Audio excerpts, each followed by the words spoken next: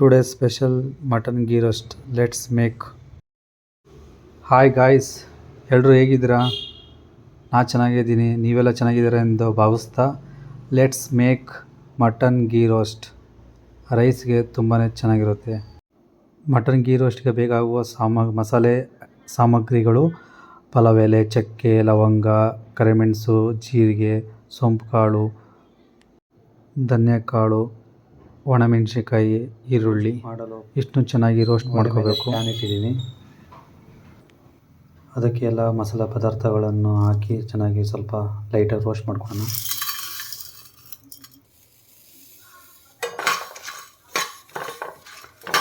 ಸ್ವಲ್ಪ ಲೈಟಾಗಿ ರೋಸ್ಟ್ ಮಾಡ್ಕೊಳ್ಳೋಣ.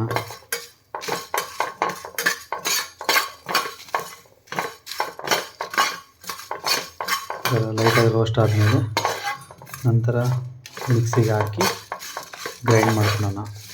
ಇದು ಮಸಾಲೆ ಇದೊಂದು ರೆಡಿ ಆಯಿತು ಅಂದರೆ ಗೀ ರೋಸ್ಟಿಗೆ ಈಸಿಯಾಗಿ ಗೀ ರೋಸ್ಟ್ ಮಾಡ್ಕೋಬೋದು. ಮಟನ್ ಆಲ್ರೆಡಿ ಬೇಯಿಸೋಕ್ಕಿಟ್ಟಿದ್ದೀನಿ. ಒಬ್ಬನೇ ಇರೋದ್ರಿಂದ ಸ್ವಲ್ಪ ಮಟನ್ನೇ ನಾನು ಗೀ ರೋಸ್ಟ್ ಮಾಡ್ತಾಯಿದ್ದೀನಿ ಇವತ್ತು.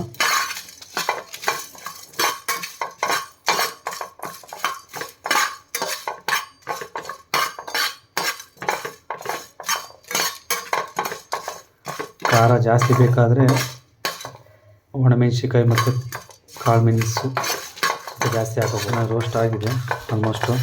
ಇದು ಸ್ವಲ್ಪ ತಣ್ಣಗಾದ್ಮೇಲೆ ಮಿಕ್ಸಿ ಜಾರಿಗೆ ಹಾಕೋಣ. ಗೀ ರೋಸ್ಟು ಮಾಡಲು ತುಪ್ಪ ಸ್ವಲ್ಪ ಜಾಸ್ತಿನೇ ಹಾಕ್ಕೊಂಡು ಮಾಡಬೇಕು.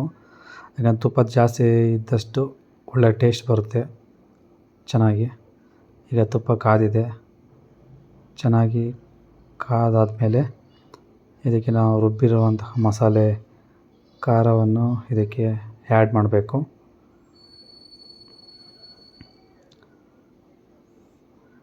ಖಾರ ಆ್ಯಡ್ ಆದಮೇಲೆ ಅದರ ಹಸಿ ವಾಸನೆ ಎಲ್ಲ ಹೋಗಬೇಕು. ಹಸಿ ವಾಸನೆ ಎಲ್ಲ ಹೋದ್ಮೇಲೆ ಚೆನ್ನಾಗಿ ರೋಸ್ಟ್ ಆದಂಗೆ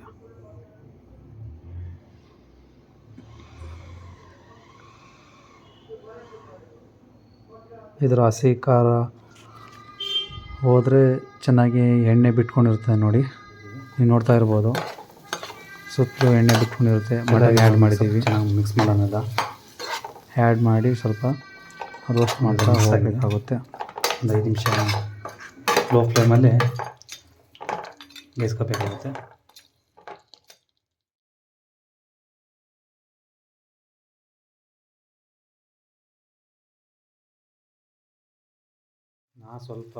ನಾನು ಸ್ವಲ್ಪ ತುಪ್ಪ ಆ್ಯಡ್ ಮಾಡ್ಕೊಂಡಿದ್ದೀನಿ, ಇನ್ನೂ ಟೇಸ್ಟ್ ಚೆನ್ನಾಗಿ ಬರುತ್ತೆ ಅಂತ. ಫೈನಲಾಗಿ ಸ್ವಲ್ಪ ಕರಿಬೇವು ಸೊಪ್ಪು ಹಾಕ್ಬಿಟ್ಟು ಇಳಿಸ್ಬಿಡಿ. ಸ್ಟವ್ ಆಫ್ ಮಾಡ್ಬೋದು.